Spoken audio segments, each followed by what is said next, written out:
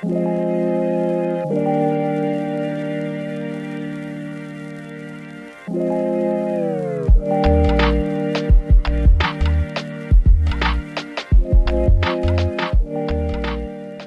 I'm going to prep two different pucks. One I'll prep to look the most aesthetic as possible on camera with this 20-gram VST basket in this wooden handled portafilter. And another, I'll use this decent portafilter with a 17 to 19 gram Pullman basket. And I'll use a bottom paper filter in this one.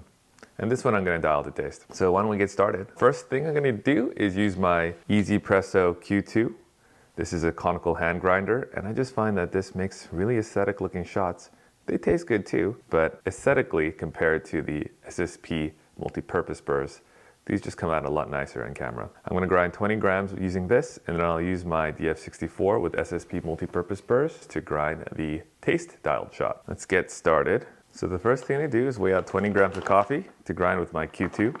Perfect 20. And then I'll also weigh out 16 grams to grind with my DF64. 16. All right, so since this is going to take a while, why don't we start with Q2?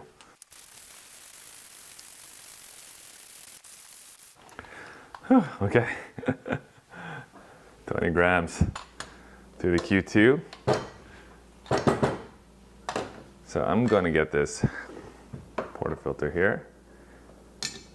So for puck prep, what you want to do is just get the coffee into the portafilter. You know, for maximum aesthetics, I think on camera, donuts don't look very good, and they tend to elicit a lot of responses from the audience that, you know, you're seeing a donut and that's undesirable for your extraction. So really to counteract the donut, especially if your flow is really even, what you want to do is add more coffee around the perimeter of the basket. So that's what we'll do with this WDT. We still want to make sure that everything is nice and even all the way through the puck, because you want to get that nice even flow. That'll give you a really even basket fill. But as you come up towards the top, what you want to do, instead of trying to get a nice even surface on the top of the puck, you actually want to start pushing the grounds outwards to the edges and create a divot inside the center of the basket. And what that will do is encourage a nice even screen fill across the entire surface of the basket. So you can see that there's more coffee along the perimeter than there is in the center. And just give it a slam. If you look, you can kind of see that it's not level on the surface. And that's, you know, aesthetically speaking, gonna be beautiful. It's gonna look great. And no matter what your puck looks like or your bed looks like before you tap it, it's gonna come out nice and flat regardless. So I'll put this aside and we can prep this other shot here. All right, so when I'm dialing for taste, I personally like the taste of really even espresso. That means, you know, not a lot of bitterness and sourness. I mean, any acidity there is going to be really even acidity coming from all the coffee through the puck. One thing that really helps with that is this bottom paper filter. And, you know, this is something I've talked about a lot. So I'll leave another link in the top. So if you have any questions, how to use them or make them, you can figure out how to do that. Again, just pat it dry till it's stuck. And I've ground this in my DF64, so I can just dose it like so. And this is a 16 gram dose in a 17 to 19 gram basket. Underdosing makes it a little bit easier to get an even extraction, but it does make it more difficult to build up pressure, sustained pressure. So WDT is very similar. Throughout the basket, you want this coffee to be very evenly distributed. But now as you move up the basket, you want to make sure that the surface is nice and flat. What's going to happen with this is you'll see a donut, but that's fine, because the donut means you're getting more flow through the edges of your coffee, which is corresponding to where there's fewer holes, and that is indicative of an even flow, which goes hand in hand with an even extraction. So this is looking fairly even,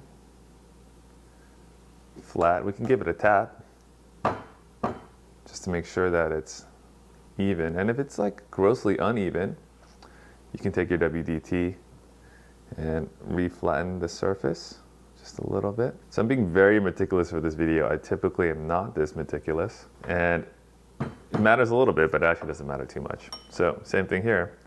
We'll just tap it. And again, a beautiful surface. Now you can drop in your puck screen. There you go, we're good to go. So we can pull these shots now.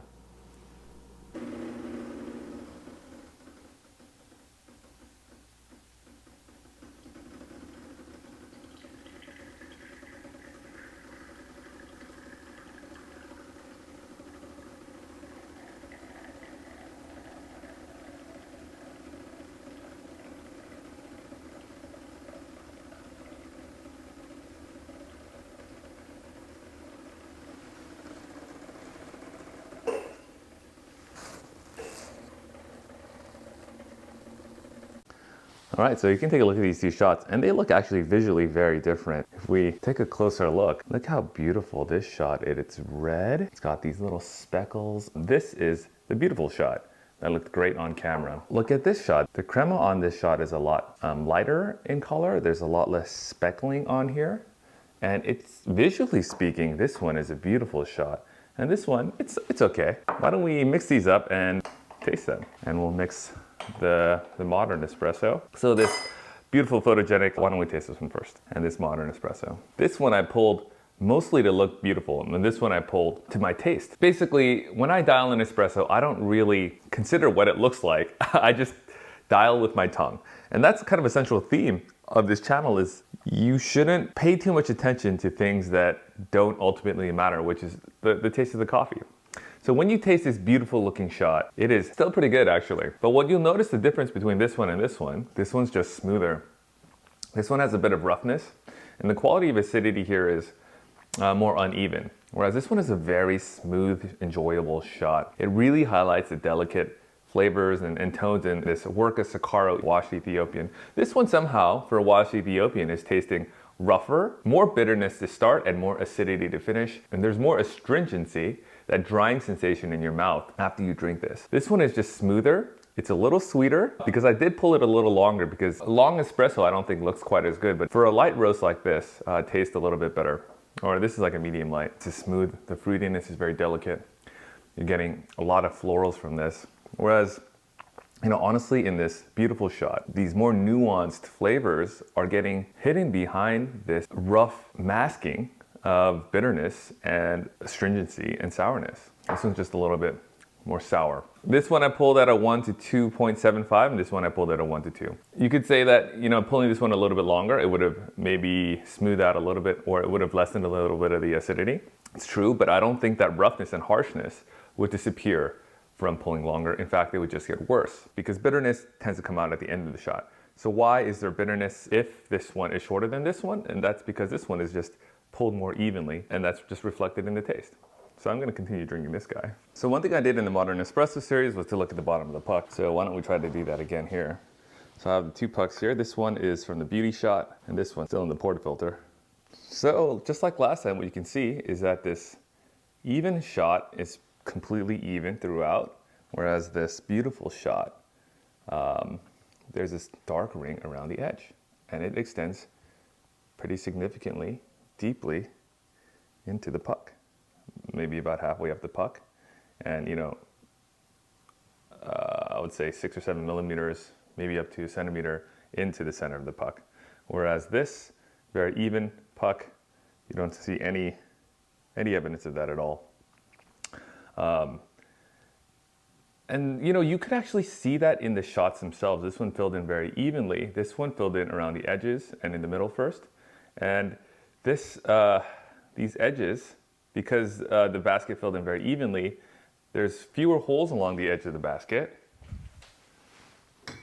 Right, so if you look at a basket, the holes don't go up to the wall. So you need more liquid to come through these outer holes. Otherwise, you're gonna get something like this. Dark discoloration on the outside of your puck. This is where you're getting sourness from, and from the center is where you're getting the bitterness from, because you're getting more water going through the center relative to the outsides. That's why you can taste more bitterness and more sourness in this cup, and this one just tastes more even overall. I just wanted to address a lot of the comments that my shots are ugly and therefore they taste bad, where in reality, if they're beautiful, you're optimizing for the wrong thing. And I just wanted to reiterate that if you're gonna make coffee, the thing you should be optimizing for is taste, not looks. Because if it looks good and tastes bad, well, what's the point? So thanks for listening, and I'll be posting more videos about espresso in the near future.